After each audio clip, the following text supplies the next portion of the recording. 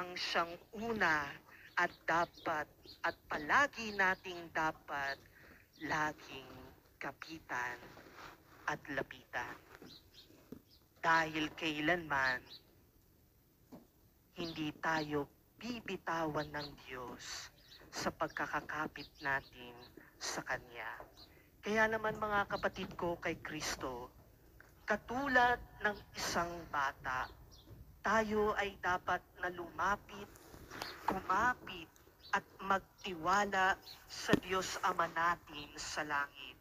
Sa buhay din ni Jesus bilang isang bata, nakita natin sa kung paano siya umasa at nagtiwala sa Diyos. Sa paglaki niya, dala-dala niya ang pag-asa at pagtitiwala niya sa Diyos Ama. Kaya kahit sa huling hininga niya sa krus, dala-dala niya ang pag-asa at pagtitiwala niya sa Ama. At tayo bilang mga anak ng Diyos, lalo nawa tayong manalig at magtiwala sa Diyos Ama natin sa langit.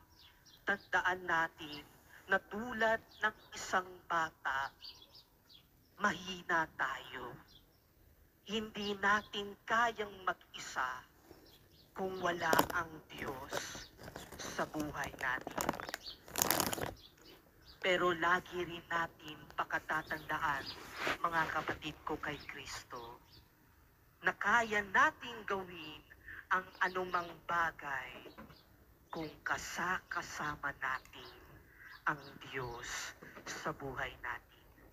Kaya naman po sa pagpapatuloy ng ating pagdiriwang ng banal na misa, hingin natin ang grasya na nawa tayo ay magkaroon ng isang puso na katulad ng isang bata na dumidepende sa Diyos natin sa langit.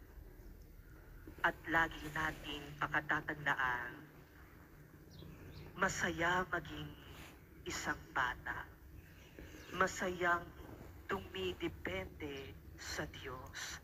At kung bukas ka sa pagtitiwala at inilalagay mo ang pag-asa mo sa Diyos, siya ngang makakatagpo ka ng tunay na kaligayahan.